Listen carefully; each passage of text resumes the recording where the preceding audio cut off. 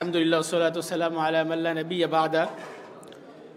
সংক্ষিপ্ত হামদ ও দুরূদের পরে আমরা জুমার সালাতের পরে ধারাবাহিক প্রশ্ন উত্তর পর্বে আমাদের কয়েকটি প্রশ্ন আসছে। আলহামদুলিল্লাহ, এক ভাই প্রশ্ন করেছেন যে আকীদা সঠিক রেখে যে কোনো এক মাযহাব মানলে কেমন হবে। তার 2 নম্বর প্রশ্ন হলো যে আকীদার ক্ষেত্রে সবগুলো মাযহাব কি ঐক্যমত পোষণ করে? আকীদা সঠিক রেখে এক মাযহাব মানলে কেমন হবে, মানে প্রশ্নটা আসলে মানে আকিদার ক্ষেত্রেই তো সমস্যা। যত মাযহাবের ক্ষেত্রে কিন্তু কি আকীদাগতই সমস্যার কারণে মেইন সমস্যা। আপনি যে কোনো মাযহাব দেখেন, 4 ইমামের একটা বই আছে আকিদা 4 ইমামের আকিদা, দেখবেন যে তাদের আকীদাগত বিষয় কিন্তু মোটামুটি ঠিক আছে, আকীদাগত বিষয় ঠিক আছে, কিন্তু অন্য যে এক এক ইমামের, যেমন কেউ মাতুরিদিয়া, কেউ আশাঈরা, আকীদাগত যে কিছু কিছু পার্থক্য আছে, এইগুলা যেমন আল্লাহ কোথায় আছে, এগুলোর ক্ষেত্রে এক এক জনের এক এক মত। আপনি কোনটা মানবেন? আকীদা যদি আপনার ঠিক থাকে তাহলে তো সমস্যা না। আমরা তো সকল ইমাম কি মানি, আমরা সকল ইমাম কি মানি, সকল ইমামই আমাদের ইমাম। ইমাম আবু হানিফা কি আমাদের ইমাম না? ইমাম মালিক মদিনের ইমাম, তিনি কি আমাদের ইমাম না? আমরা সকল ইমামকে সম্মান করি, সকল ইমামের কথাকে রাসূলের সাথে যে কথা মিলবে সেটাই আমাদের কথা। এবং সকল ইমাম এটাই বলেছেন যে আমার কথা যদি রাসূলের কথার সাথে না মিলে সেটাকে তোমরা দেওয়ালে নিক্ষেপ করো। সুতরাং আমরা সেটাই মানার চেষ্টা করব, সকল ইমামকে আমরা সম্মান করি। সকল ইমামের আকীদা যদি রাসূলের আকীদার সাথে, সাহাবার আকীদার সাথে মিলে, মাশাআল্লাহ ওনার কথা আমরা মানি।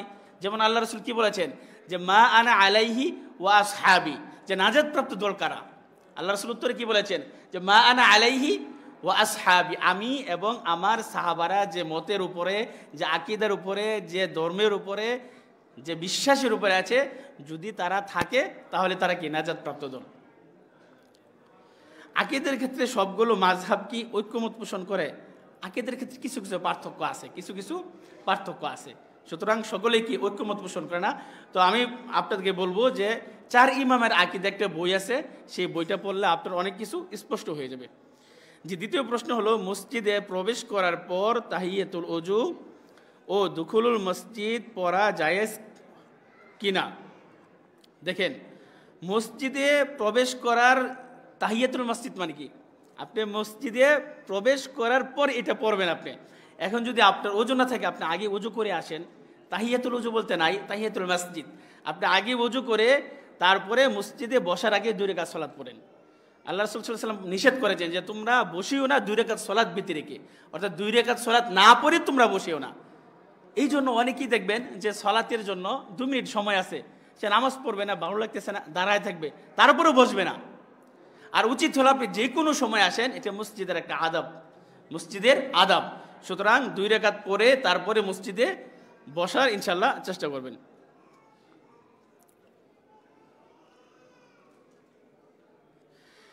আত্মীয়ের বাসায় যাবার সময় খাদ্যদ্রব্য কিনে নিয়ে গেলে তা দান হিসেবে গণ্য হবে কিনা? কর্জে হাসানা বলতে কি বুঝাই, উদাহরণ সহ বুঝিয়ে বলুন। যে আত্মীয়ের বাসায় আপনি যখন যাবেন, আপনি জানিয়ে যাবেন সেটা হাদিয়া উপরোকন, সুতরাং সেটা দান হিসেবে হবে না। আপনি আপনার নিজের আত্মীয়র বাসায়, আত্মীয়তার সম্পর্ক যদি আপনি কিছু নিয়ে যান, একটা আত্মীয়তার সম্পর্ক বজায় থাকবে। দ্বিতীয় হলো কিছু নিয়ে গেলে সেটা আরো খুশি হবে, আন্তরিকতা বাড়বে, আত্মীয়তার বন্ধনটা আপনার বেড়ে যাবে। সেটা যদি আপনি মনে করেন যে না আপনার আত্মীয় গরিব, এটা একটা বিষয় আছে। যদি আপনি মনে করেন যে আপনার আত্মীয় দরিদ্র, আপনার সম্পদ আছে মাশাআল্লাহ, তা আপনি এমন কিছু নিয়ে গেলেন, সেটা যদি আপনি দান হিসেবে মনে করেন তাহলে দান হবে। আর যদি মনে করেন না সেটা আমার হক, আত্মীয়র আমার উপরে তার হক আছে, তার উপরে আমার হক আছে, সেটা ভেবে যদি আপনি উপঢৌকন হাদিয়া হিসেবে নিয়ে যান, সেটা হাদিয়া হিসেবে গ্রহণ হবে। কর্জে হাসানা বলতে কি বোঝায়? কর্জে হাসানা বলতে বোঝায় যে আপনি বিনা লাভে আর কি, আপনার কাছে আমি টাকা চাইলাম যে আমাকে 1 লক্ষ টাকা দেন 1 মাসের জন্য অথবা 2 মাসের জন্য, আপনি আমাকে বিনা লাভে আল্লাহর সন্তুষ্টির জন্য আপনি দান করলেন মানে আপনাকে দিলেন আমাকে, সেটা হবে কর্জে হাসানা। আশা করি বুঝতে পারছেন। বিবাহের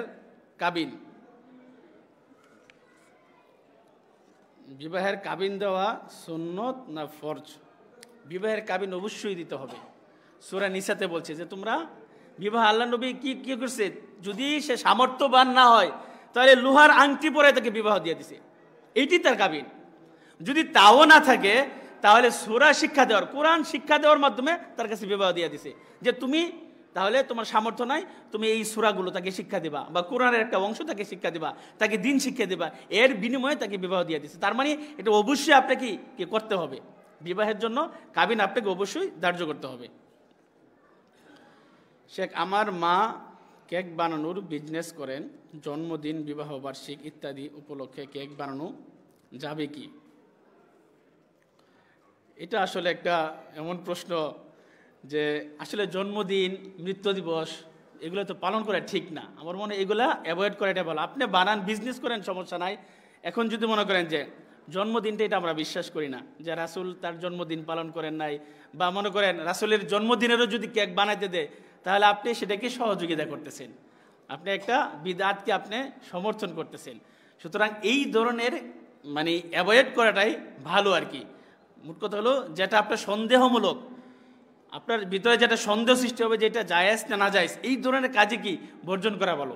তাছাড়া আপনি এমনি কেকের বিজনেস করেন, সমস্যা নাই, সন্দেহমূলক জিনিসগুলা বর্জন করাই শ্রেয়।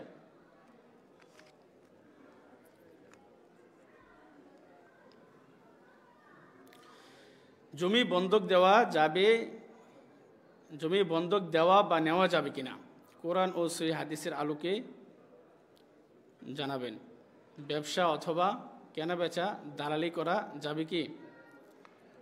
ব্যবসা করা যাবে, কিন্তু দালালি করা যাবে না, দালালি করা যাবে না। আল্লাহ রাসূল বলছে যে শহরের মানে গ্রামের কোনো মানুষ যদি শহরে কিছু বিক্রি করতে আসে তাহলে তোমরা তার সাথে দালালি করিও না। অর্থাৎ আপনি বাজারে একটা জিনিস এসে বিক্রি করবেন 500 টাকা একটা মুরগি, এখন আরেকজন দালাল এসে কি আপনাকে 200 টাকা দেয়া সে 600 টাকা বিক্রি করে দিছে, এই জন্য দালালি করা ঠিক না। জমি বন্ধক দেওয়া, বন্ধক নেওয়া ঠিক না। আমাদের দেশে যেভাবে জমি বন্ধক দেওয়া হয়, জমি বন্ধক নেওয়া হয়, এটা ঠিক না। কিন্তু আপনার বর্গা দেওয়া যাবে। কিন্তু আপনার কাছ থেকে আমি জমি নিলাম 1 বছরের জন্য, আপনাকে দিলাম কি আমি 1 লক্ষ টাকা, আপনি 1 বছরের জায়গায় 5 বছর খাইলেন, টাকা দিতে পারলাম না, তাহলে এইখানে এক পক্ষ লাভবান হচ্ছে, যে আমি টাকা দিলাম, আবার 5 বছর পর্যন্ত আমি খাইলাম, জমি ফসল খাইলাম, 5 বছর পরে পরিপূর্ণভাবে আবার 1 লক্ষ টাকা আমি আপনার কাছ থেকে নিয়ে নিলাম, এটা কি জায়েজ না? এটা অনেকেই সুদ হিসেবে বলেছেন। সুতরাং জমি বন্ধক দেওয়া, বন্ধক নেওয়া এটা জায়েজ না। মসজিদের মাইকে হারানো জিনিস খোঁজা বা প্রচার করা আল্লাহ রাসূল সাল্লাল্লাহু আলাইহি ওয়াসাল্লাম নিষেধ করেছেন, এটা করা যাবে না। সৌদি আরবের সাথে মিল রেখে একই দিনে ঈদ করা যাবে কি? এটা সৌদি আরবের যারা মাশায়েখ আছে তাদেরও ফতোয়া হলো যে একদিনে কি করা যাবে না। তাদের সাথে এখন তো মিডিয়ার যুগ, সৌদি আরবের আগেও কিন্তু রোজা রাখে, সৌদি আরবের আগেও কিন্তু কোনো কোনো দেশ তারা ঈদ পালন করে, তাহলে সৌদি আরব কেন? তাহলে সৌদি আরব বাদে তাদের সাথে ঈদ করতে হবে, সৌদি আরবের আগে যারা চাঁদ দেখে তাদের সাথে রোজা রাখতে হবে, প্রিয় ভাইরা। সুতরাং সৌদি আরবের যারা মুফতি তাদেরও ফতোয়া হলো যে যারা যখন যেখানে তারা যেভাবে তারা চাঁদ দেখবে তারা সেইভাবেই সিয়াম রাখবে, সেভাবে তারা ঈদ পালন করবে। আমরা সেটাই পালন করি ইনশাল্লাহ। পুরানো জিনিস পাইলে নিজ জিম্মায় কতদিন রাখবো বা ওই জিনিস কি করব, কোরআন ও সহিহ হাদিসের আলোকে জানাবেন। মিথ্যা সাক্ষী দিলে দুনিয়াতে শাস্তির বিধান আছে কি? কোরআন ও সহিহ হাদিসের আলোকে জানাবেন। দেখেন, হারানো জিনিস আসলে মনে করেন কথার কথা, আপনি এখানে একটা জিনিস পাইলেন, মসজিদের বাহিরে আঙ্গিনে একটা জিনিস পেলেন, একজনের মোবাইল হারিয়ে গেছে। এখন আপনি যদি নিয়ে যান, এখন তো সহজ, যদি আপনি মোবাইলে ফোন দেন আপনি তাকে পেয়ে যাবেন, বা আপনার মোবাইলে হয়তো যেটা হারিয়ে গেছে এটা আপনার কাছে থাকলে আপনার কাছে ফোন দিবে। তাও যদি না হয় তাহলে মসজিদ কর্তৃপক্ষের কাছে যদি আপনি রেখে যান তাহলে সেখানেই সে খুঁজে নেবে। এমন যদি হয় যে রাস্তাঘাটে হারানো জিনিস না নেওয়াটাই ভালো, হারিয়ে গেলে যদি একান্তই আপনাকে নিতে হয় তাহলে সেটাকে আপনাকে ব্যবহার করতে পারবেন না। অনেকেই বলেছেন 6 মাস, কেউ বলেছেন 1 বছর পর্যন্ত আপনাকে রাখতে হবে। সেটাকে দেওয়ার জন্য যত চেষ্টা করা দরকার আপনাকে চেষ্টা করতে হবে, সর্বাত্মক চেষ্টা করতে হবে, কিন্তু সেটা কি করা যাবে না, বুক করা যাবে না। এখন কথা হলো হারানো জিনিসটা কি সেটার উপর ভিত্তি করে, যে আপনি কি পাইছেন সেটার উপর অনেক কিছু নির্ভর করে। মিথ্যা সাক্ষী দিলে দুনিয়াতে শাস্তির বিধান কি? মিথ্যা এটা একটা কবিরা গুনাহ, মিথ্যা এটা কি কবিরা গুনাহ। সুতরাং কবিরা গুনাহ করাটা কি? এটা বড় একটা গুনাহ। সুতরাং কবিরা করার জন্য আপনাকে কি করতে হবে? তওবা করতে হবে। কিন্তু মিথ্যার জন্য কোনো শাস্তি এটা আল্লাহ আলাম। কিন্তু যদি চুরি করেন হাত কেটে দিতে হবে। জিনা করলে তার জন্য, যদি বিবাহিত হয় তাহলে তাকে রজম করতে হবে। অবিবাহিত হইলে তার জন্য কি দেশান্তর করতে হবে, 100 বেত্রাঘাত করতে হবে। কিন্তু মিথ্যা এটা কবিরা গুনাহ, এটা বড় গুনার মধ্যে একটা গুনাহ, এটা থেকে বেঁচে থাকতে হবে। একজন মহিলাকে জিন সমস্যা করতেছে, উপায় কি? এখন দেখেন, আসলে জিন থেকে বাঁচার জন্য যে উপায়গুলো সেগুলো আমরা করি না, যখন জিন ধরে ফেলে তারপরে আমরা উপায় খুঁজি। এই জন্য আল্লাহ রাসূল আমাদেরকে শিক্ষা দিয়েছেন কি, যেন আমরা প্রতিদিন সূরা নাস, সূরা ফালাক পড়ে যেন শরীর আমরা মুছি ঘুমানোর সময়, এবং ফজরের পরে, মাগরিবের পরে সূরা নাস, ফালাক, ইখলাস এগুলো যেন আমি পড়ি। এইগুলো হলো জারফুক। আয়াতুল কুরসি 5 ওয়াক্ত সালাতের পরে আপনি পড়েন। ঘুমানোর সময় এই যে সুন্নতি দোয়াগুলো আছে, সুন্নতি সূরাগুলো আছে, যেগুলো পড়ে আল্লাহ রাসূল ঘুমাইতেন, এগুলো আপনি পড়েন। তাহলে আপনাকে জিন আপনার কাছেও আসতে পারবে না। আর যদি ধরে যায় তাহলে এই সূরা নাস, ফালাক আপনি পড়বেন, সূরা ইয়াসিন সূরা পড়বেন, কোরআনের আয়াত পড়লে তার থেকে দূর হয়ে যাবে। এবং আরও কিছু মাসনুন দোয়া আছে, এই মাসনুন দোয়াগুলো আমরা পড়ার চেষ্টা করবো ইনশাল্লাহ, তাহলে ইনশাল্লাহ দূর হয়ে যাবে। কিন্তু আমরা শিরিকের সাথে যুক্ত হব না, তাবিজ কবচ আমরা দিব না, অর্থাৎ শিরিক যুক্ত কোনো কাজ যেন আমরা না করি। আল্লাহ তাআলা আমাদেরকে বিরত থাকার তৌফিক দান করুক। জি, আরো কোনো প্রশ্ন কারো? জি, ঠিক আছে, তাহলে সুবহানাকাল্লাহুম্মা ওয়া বিহামদিকা আশহাদু আল্লা ইলাহা ইল্লা